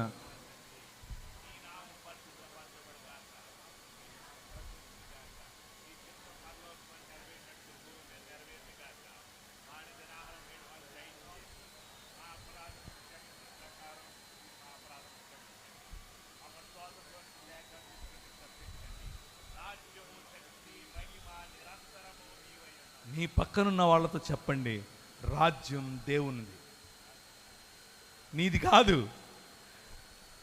నీది కాదు, మనిషిది కాదు, రాజ్యం దేవునిది. దయచేసి కూర్చోండి. మనకు నేర్పించిన ప్రార్థన పట్టెడు అన్నం మా అనుదిన ఆహారం. ఇదే క్రైస్తవం, ఇదే క్రైస్తవం, ఇదే సువార్త. సువార్త నీ పక్కనున్నవాడు భోంచేశాడా లేదా అని చూడటమే. సువార్త నీ పక్కనున్నవాడు అవసరమైన బట్టలు వేసుకున్నాడా లేదా అని చూడటమే. ఇది మర్చిపోయి పెద్ద పెద్ద థియాలజీ, లోతైన అధ్యయనాలు ఎందుకు? ఏం చేయటానికి? నెత్తినేసి పులుముకోవటానికి కూడా పనికిరావు అవి. నీ సాటి మనిషిని ప్రేమించలేని సువార్త సువార్తే కాదు. ప్రేమైనటువంటి దేవుని సంఘమా, జాగ్రత్త. ఈ విషయంలో మనం ఎక్కడైనా తప్పిపోతున్నామేమో జాగ్రత్త పడాలి. ఈ విషయంలో మనం ఏమైనా కాలు జారుతున్నామా జాగ్రత్త పడాలి. 1773లో ఈక్వల్ జస్టిస్ టు ఆల్, అందరికీ సమానమైనటువంటి న్యాయం. ఆ రోజుల్లో బ్రాహ్మణుడు తప్పు చేస్తే ఒక రకమైన శిక్ష, క్షత్రియుడు తప్పు చేస్తే ఒక రకమైన శిక్ష, శూద్రుడు తప్పు చేస్తే ఇంకొక రకమైన శిక్ష. అలాగే పంచముడు, చెప్పులుగా భావించిన వాడు తప్పు చేస్తే మరణదండన లాంటివి ఈ ప్రపంచంలో, ముఖ్యంగా మన దేశంలో ఉండేది. కానీ ఈ రాజు, ద కింగ్, ఈ సువార్తను ప్రకటించినటువంటి రాజు వేంచేశాడు, నీ తెలుగు ప్రజల మధ్య వేంచేశాడు. 1773లో అందరికీ సమానమైనటువంటి తీర్పు, ఈక్వల్ జస్టిస్ టు ఆల్, న్యాయం అందరికీ సమానమే. ఆ రోజుల్లో శూద్రుడు చైరు మీద కూర్చోవటానికి వీల్లేదు. చైరు మీద కూర్చుంటే వాడి పిరుదులు కోశారు. శూద్రుడు అనంటే పొరపాటున మీరు మాల, మాదిగా, బుడగల, జంగమ, దాసరి అనుకుండేరు. కాదు, శూద్రులు అంటే ఎవరు? రెడ్డి, వెలమ, కామ్మ, కాపు వగైరా వగైరాలు అందరూ శూద్రులే. వాళ్ళ కూర్చోవటానికి హక్కు లేదు, వారికి పరిపాలించే హక్కు లేదు, వారికి భూమి హక్కు లేదు. కానీ ఎవరిచ్చారు ఆ హక్కు? నీ రాజు, your king. Equal justice to all. 1795లో అందరికీ ఆస్తి హక్కునిచ్చాం. ఎవరిచ్చారు? మనం. ద కింగ్డమ్ ఆఫ్ గాడ్, దేవుని రాజ్యం. ఇదంతా సువార్త కాదంటారా? ఇది సువార్త, ఇదే సువార్త. ప్రజలు అనుకుంటారు ఇది సోషల్ సువార్త, ఇది సాంఘిక సువార్త. ఇంకొంతమంది అనుకుంటారు ఇది మారల్ సువార్త. ఇంకొంతమంది అనుకుంటారు ఇది ఎథికల్ సువార్త. ఇంకొంతమంది అనుకుంటారు ఇంకేదో సువార్తల పేరు పెడతారు. నో, సువార్త అనేది మనిషికి సంబంధించిన ప్రతి కోణాన్ని కూడా ఈ ప్రపంచపు అంధకార సంబంధమైన దురాత్మ సమూహముల యొక్క అధికారము నుంచి విడిపిస్తుంది, సాంఘికంగా విడిపిస్తుంది, మానసికంగా విడిపిస్తుంది, రోగముల నుండి విడిపిస్తుంది, పాపము నుండి విడిపిస్తుంది. అన్ని రకాలుగా మనిషిని సంపూర్ణ మనిషిగా చేయటమే సువార్తకున్నటువంటి ప్రత్యేకమైన లక్షణం. ఈరోజు చెప్తున్నటువంటి సువార్త ఏంటి? ఈరోజు చెప్తున్న సువార్త ఏంటంటే, నువ్వు దేవుని యొక్క ఆ పరలోకంలోనికి వెళ్ళాలనుకుంటున్నావా? నీ చైన్ తీసివేయి, నీకు 2 చైన్లు ఇస్తాడు. ఇది సువార్త. ఇది సువార్త కాదు, ఇది దుర్వార్త. మొలకు అడుగుతాడు నీ పిల్లలను,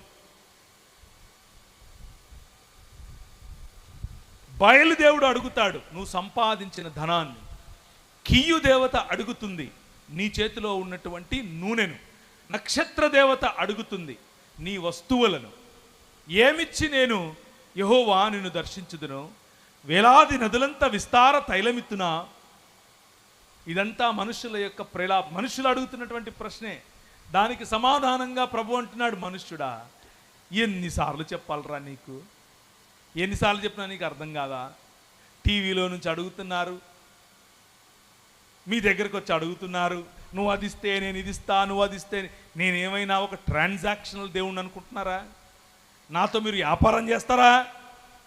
మనుష్యుడా, ఏది ఉత్తమమో నీకు ముందే చెప్పాను కదా. మీకా గ్రంథంలో ఆయన చెప్పాడు, న్యాయమును జరిగించుటయు, కనికరమును ప్రేమించుటయు, దీన మనస్సు కలిగి నీ దేవుడైన యెహోవా ఎదుట జీవించుటయు. ఇంతే కదా నిన్ను అడుగుతున్నాను. ఇంతకు మించి నేను అడిగానా? ఓ మతం కట్టెత్తున్నావు ఏంటి నువ్వు? కొబ్బరికాయలు కొట్టాలి, ఊదుబత్తీలు పెట్టాలి, దండలు వేయాలి, మల్లెపూలు తీసుకురావాలి, చేతులు అర్పించాలి, తలనీలాలు అర్పించాలి, బంగారం ఇవ్వాలి, సంపాదించింది ఇవ్వాలి, భార్యని ఇవ్వాలి. మతం నువ్వు కట్టుకున్న భార్యను 7 రోజులు 7 రాత్రులు బ్రాహ్మణుడి దగ్గర పడుకోబెట్టాలని చెప్పింది. అలా పడుకోబెడితేనే నీ జీవితానికి సుఖమని చెప్తుంది. కానీ ప్రభు అయిన యేసుక్రీస్తు అన్నాడు, నో, నీ భార్యను నువ్వు పెళ్లి చేసుకున్న భార్యను ఎప్పుడు నీ దాన్ని ఏమంటారు, బ్రాహ్మణుల దగ్గర పడుకోబెట్టడానికి అవసరం లేదు. 1819లో మనం చట్టం చేశాం, నీ భార్య నీ దగ్గరే ఉంటుంది. She is in the image of God. ఆమె దేవుని స్వరూపం, దేవుని పోలిక. బ్రాహ్మణుడి దగ్గరికి వెళ్ళి పడుకోవాల్సిన అవసరం లేదు. ఈ కృణ్వంతో విశ్వమార్యం అన్నటువంటి ఒక శ్లోకం, దాని అర్థం ఏమిటంటే, ఈ ప్రపంచాన్ని ఆర్యీకరణ చేయాలి అన్నటువంటి దిశగా వెళుతున్నటువంటి ఈ బ్రాహ్మణిజం ప్రపంచంలో అందరినీ వారి యొక్క DNA ప్రకారం కనాలి అని చెప్పి వారు ఏర్పరచుకున్నటువంటి ఆ కాన్స్టిట్యూషన్, వారు ఏర్పరచుకున్నటువంటి ఆ చట్టాన్ని తిరగరాసింది ఎవరు? దేవుని రాజ్యం. ఇంతై మహాపర్వతమై ఈ ప్రపంచంలో ఉన్నటువంటి సిస్టమ్స్ని తుత్తునీయులుగా పడగొట్టినటువంటి దేవుని రాజ్యం ఈ తీర ప్రాంతాలకు వచ్చింది. ఈ తీర ప్రాంతాలకు రావడం కారణం చేత మీ భార్యలను బ్రాహ్మణుల దగ్గర పడుకోబెట్టాల్సిన అవసరం లేదు. 1830లో ప్రజలను, పిల్లలను బలులు అర్పించాల్సిన అవసరం లేదు. 1833లో పిల్లలను బలులు అర్పించాల్సిన అవసరం లేదు. అదొక చట్టం. అలా నువ్వు చేస్తే అది చట్టపరంగా నేరం అని తీసుకొచ్చిన చట్టం మనం తీసుకొచ్చిందే. 1835 ప్రతి ఒక్కరికి ఆంగ్ల భాషలో చదువు. అదేంటి? సనాతనంగా ఉన్నటువంటి మా ధర్మానికి వ్యతిరేకంగా పనిచేస్తున్నారన్నారు. ఏంటా సనాతనంగా ఉండే ధర్మం అనంటే, మీరు సంస్కృతంలో మాత్రమే శ్లోకాలు చెప్పాలి. మీరు ఇది అరే సంస్కృతంలో శ్లోకాలు చెప్తే మాకు ఎలా అర్థమవుతుంది? సరే నువ్వు చెప్పు, న్యూటన్స్ థియరీ ఫస్ట్ లా చెప్పు సంస్కృతంలో. నాకు రాదు. సెకండ్ లా చెప్పు. నాకు రాదు. థర్డ్ లా చెప్పు. నాకు. అందుకే మాకు ఇంగ్లీష్ ఎడ్యుకేషన్ కావాలన్నారు. అందుకే మన పిల్లలు ఈరోజు అమెరికా, ఆస్ట్రేలియా, అందుకే న్యూజిలాండ్, అందుకే లండన్, ప్రతి చోట భారతీయులు ఇప్పుడి ముప్పుడిగా ప్రతి చోట ఉండడానికి గల కారణం ఏంటో తెలుసా? నీ రాజు, యువర్ కింగ్, నీ రాజు ప్రకటించినటువంటి రాజ్య సువార్త. నువ్వు చచ్చిపోతే ఏడిపోతావు, నువ్వు చచ్చిపోతే ఏడిపోతావు. అది కాదు. That is religion. అది మతం. రాజ్య సువార్త, ప్రజలకు సంబంధించినటువంటి సువార్త. 1833లో నాన్ డిస్క్రిమినేషన్ యాక్ట్ మనం తీసుకొచ్చాం. కూర్చోవటానికి హక్కు శూద్రునికి 1835లో మనం తీసుకొచ్చాం. 1891లో శారదా యాక్ట్, లేకపోతే చిన్నపిల్లలకు పెళ్లి చేయటానికి వీలు లేదు అని చెప్పినటువంటి యాక్ట్ మనం తీసుకొని వచ్చాం. అది దేవుని రాజ్యములో భాగం. 1891, 1913లో రైట్ టు ఎడ్యుకేషన్, 1913లో slavery abolishment act, breast tax. Breast tax ఎంతమంది విన్నారు? చేయబెట్టండి. సినిమాలు కూడా తీశారండి ఈ మధ్య. స్తనాల బరువును చూసి దానికి ట్యాక్స్ వేయటమే బ్రెస్ట్ ట్యాక్స్ అంటే. స్త్రీగా ఉన్న నువ్వు పై వస్త్రం వేసుకోవటానికి వీలు లేదు అని చెప్పిన సమాజం ఈ సమాజం. స్త్రీగా ఉన్న నువ్వు, నీ స్తనాలు బరువుగా ఉన్నాయి అని అంటే దాని అర్థం ఏంటి? మీ ఆయన బాగా సంపాదిస్తున్నాడు కాబట్టి నువ్వు ట్యాక్స్ కట్టు అని చెప్పారు. ఇంత దరిద్రమైనటువంటి సమాజంలో ప్రభువైన యేసు క్రీస్తు నీ రాజు, ఏ చేతి సహాయము లేకుండా తీయబడినటువంటి రాయి, ఇంతింతై మహాపర్వతమై సువార్త రూపములో ఈ ప్రతిమ ఏదైతే బంగారము, వెండి మరియు ఇత్తడి, అలాగే ఇనుము మరియు మట్టి కలిసినటువంటి సామ్రాజ్యములుగా ఉన్నాయో వాటి మీద పడింది, తుత్తనీయులుగా వాటిని చేసింది, మిమ్మల్ని సంరక్షించింది. అందే you are in the image of God. నువ్వు దేవుని స్వరూపం, నువ్వు దేవుని పోలిక. కాబట్టి 1988లో ముత్తులక్ష్మిరెడ్డి నిలబడుకుని 1930 చిల్లరలో ముత్తులక్ష్మిరెడ్డి మొట్టమొదటిసారి ఆ మెడ్రాస్ ప్రెసిడెన్సీలో ఉన్నటువంటి దాన్ని ఏమంటారు విధాన సభలో నిలబడుకుని ఆంధ్రజోగిని యాక్ట్ అనేది ప్రతిపాదించింది. ఆంధ్రజోగిని యాక్ట్ అంటే ఏంటి? మన ప్రజలను, మన పిల్లలను వాళ్ళు అర్ధనగ్నంగా వారి ముందట వాళ్ళు డాన్సులు వేయాలట, వారి పిల్లలను కనాలట, కానీ పెళ్ళిళ్ళు చేసుకోవటానికి వీల్లేదు. వాళ్ళకి మొగుళ్ళు ఉండరు కానీ పిల్లలు ఉంటారు. ఎందుకు? మా స్థల పురాణం చెప్పింది అని అంటారు. మెడ్రాస్ మొదలుకొని పైన కర్ణాటకలో బీదర్ వరకు సాగినటువంటి ఈ వదంతాన్ని, ఈ అకృత్యాన్ని యామీ కార్మైకల్ అనేటటువంటి ఒక నల్లట్ట పుస్తకాన్ని మోసుకొని వచ్చినటువంటి ఈ సువార్తను ప్రకటించినటువంటి ఒక సాధారణమైన వ్యక్తి.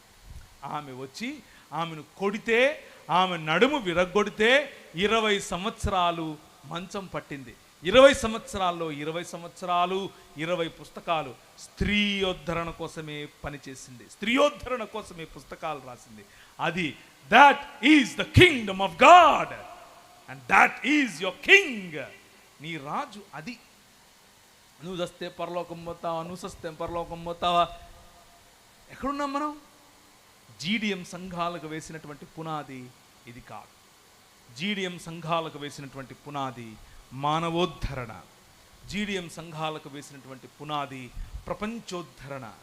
జీడిఎం సంఘాలకు వేసినటువంటి పునాది నీ చుట్టుపక్కల ఉన్నటువంటి ప్రజల యొక్క బాగు. ఇందులో భాగంగా అన్నీ బాగున్నాయి.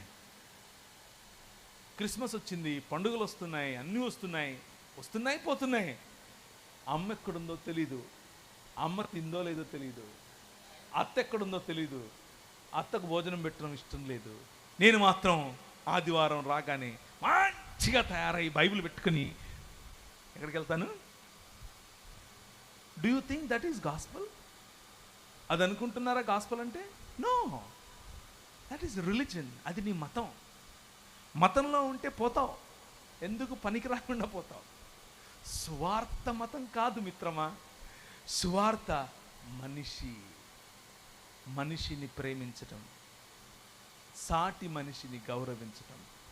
నీ సొంత అత్తను ప్రేమించలేవు, నీ సొంత అమ్మను ప్రేమించలేవు, నీ భార్యకు భయపడి అమ్మకు సహాయం చేయలేవు. ఎందుకు నీ బతుకు? ఏం చేయటానికి? పరలోకమందున్న మా తండ్రి నీ రాజ్యం వచ్చునుగా అని ప్రార్థన చేస్తావు. ఎక్కడొచ్చింది నీ ఇంట్లో? ఎక్కడొచ్చింది? దేవుని రాజ్యం, దేవుని రాజ్యమును గురించిన సువార్త. కొంతమంది సువార్త ఎలా ఉంటుంది అని అంటే, నువ్వు యేసు ప్రభు దగ్గరికి వస్తే ఆయన నీకు బెంచి కారిస్తాడు, ఆయన నీకు పెళ్లి చేస్తాడు, నీ మొగుడు ఎర్రగా పొడుగ్గా ఉండేలా చేస్తాడు, నీ భార్య ఇంత పొడుగు జడతో వస్తుంది. అది సువార్త కాదు, అది మార్కెటింగ్ టెక్నిక్. అది మీకు తెలుసు, నాకు తెలుసు, కానీ దానికి పడతారు. సువార్త ఏంటి? సువార్త నీ పొరుగువాడిని ప్రేమించటం, నీ పొరుగువాడికి ఇంత అన్నం పెట్టడం, నీ పొరుగువాడికి వాడిని కౌగిలించుకోవటం, నీ పొరుగువాడితో కలిసి సహపంక్తి భోజనాలు చేయటం. ఇదే సువార్త. నీ పొరుగువాడిని ప్రేమించలేని సువార్త ఏం సువార్త? దేవుని రాజ్య స్థాపన ఎలా సాధ్యం? దేవుని రాజ్య స్థాపన సాధ్యం నీ పొరుగువాడిని ప్రేమించినప్పుడే. దేవుని రాజ్య స్థాపన సాధ్యం అందరికీ విద్య పంచినప్పుడే, అందరికీ వనరులు పంచినప్పుడే.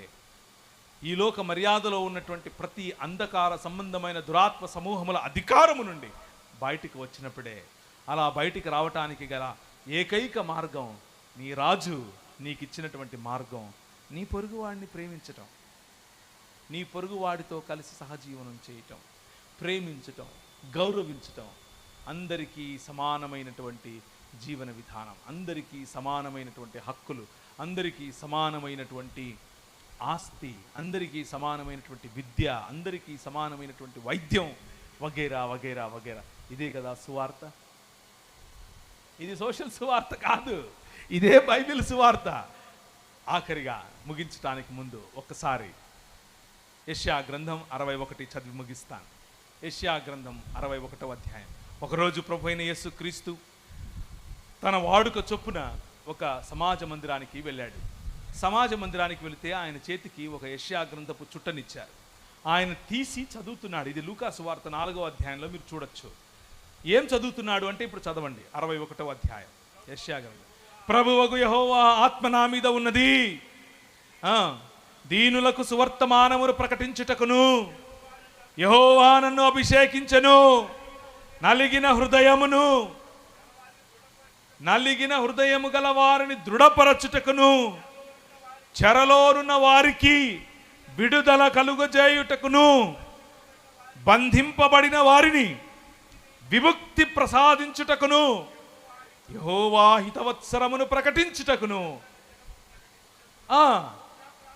దుఃఖాక్రాంతులైన వారికి ఓదార్చుటకును, సియోనులో దుఃఖించే వారికి ఉల్లాస వస్త్రాన్ని ధరింపచేయటానికి, బూడిదకు ప్రతిగా పూదండనివ్వటానికి, దుఃఖానికి ప్రతిగా ఆనంద తైలం ఇవ్వటానికి, భారభరితమైన ఆత్మకు ప్రతిగా స్తుతి వస్త్రమును ధరింపచేయటానికి ఆయనను this is what gospel is. ఇదే సువార్త. ఇది మర్చిపోయి అన్ని పొగలు వస్తూ ఉంటాయి. దాన్ని ఏమంటారు, నిలబడుకొని మాడుతుంటే వెనకాల పొగలు పెడతారు, పైన లైట్లు పెడతారు, ఓ గిట భామ్ భామ్ పెద్ద పెద్ద సౌండ్లు పెడతారు. ఇవన్నీ okay brother, but what about this? This is the mission. మనందరము ఆయన శరీరం, ఆయన మనకు తల.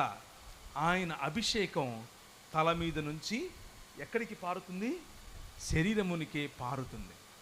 అహరోను గడ్డము మీదుగా చొక్కాయి ఆఖరి వరకు పారినటువంటి సుగంధ తైలం, లేకపోతే ఈ తైలము యొక్క ఈ ఆయిల్ యొక్క సువాసన ఏ విధంగా విస్తరించిందో అదేవిధంగా ఆయన అభిషేకం మన మీదికి రావాలి కదా. అదే కదా మనం చేయాల్సినటువంటి పరిచర్య, మనం చెప్పాల్సినటువంటి సువార్త. ఆ సువార్త మీకు ఎక్కిందా? ఆ సువార్త మీరు చెప్పగలుగుతున్నారా? ఆ సువార్త కాకుండా వేరొక సువార్త మీ మధ్యలోనికి ప్రకటించేవారు వస్తున్నారా? ఆలోచించాల్సిన పని మీది. తలలోంచుకుంటే ప్రార్థించుకుందాం. ఈ సాయంకాల సమయంలో ప్రభు అయిన యేసుక్రీస్తు వేరొక సువార్తను ప్రకటించేటటువంటి, కేవలము మత ప్రాతిపదిక మీద బ్రతికేటటువంటి, కేవలము మత ప్రాతిపదిక మీద జీవించేటటువంటి క్రైస్తవ సమాజాన్ని ఆయన ప్రశ్నిస్తున్నాడు. ఏ బాధ్యత లేని భక్తి ఆయన ప్రశ్నిస్తున్నాడు. ఎక్కడికో వెళ్ళిపోవాలన్న ఆత్రాన్ని ఆయన ప్రశ్నిస్తున్నాడు. నూతన సమాజము, నూతన సృష్టిగా మారుస్తున్నటువంటి ఈ ప్రపంచమును, నూతన సృష్టిగా మారుస్తున్నటువంటి ఈ ప్రపంచంలోని భాగస్వామ్యాన్ని ఆయన ప్రశ్నిస్తున్నాడు. ఆయన ప్రశ్నిస్తున్నటువంటి ఈ ప్రశ్నను మీరు ఒక్కసారి అర్థం చేసుకుంటే, ఆయన పరలోక ప్రార్థనను మీరు జ్ఞాపకం చేసుకుంటే, మీరు, మీ పక్కవారు, మీ పొరుగువారు ఎలా ఉన్నారు? మీ గ్రామం, మీ పొరుగు గ్రామం ఎలా ఉంది? మీరు, మీ జీవితం దేవునికి నచ్చినట్లుగా ఉందా, లేక కేవలము మత ప్రాతిపదికన మీద బ్రతుకుతున్నారా అన్నటువంటి ఆలోచనలోనికి ఈ సువార్త మిమ్మల్ని పిలుస్తోంది. ఈ సువార్త మిమ్మల్ని ఆహ్వానిస్తోంది. కృపగలిగిన తండ్రి, చేరి వచ్చిన అందరికీ నీ రాజ్య సువార్త అనేకులకు ఉపయోగపడే విధంగా బెరిత్ ఒలాంగా, దీపపు స్తంభముగా, అనేకులను మార్గములోనికి తీసుకొని వచ్చే వారముగా మమ్మను ఆశీర్వదించమని, స్థానిక సంఘములను ఆ విధముగా కట్టమని, మీకే సకల స్తుతి మహిమ ఘనత ప్రభావాలు చెల్లిస్తూ చేరి వచ్చిన ప్రతి ఒక్కరిని, ఏ ఒక్కరిని ఖాళీ చేతులతో పంపక వారి హృదయములను నింపి పంపమని చిన్ని ప్రార్థన యేసు నామమున అడుగుతున్నాము తండ్రి. ఆమెన్.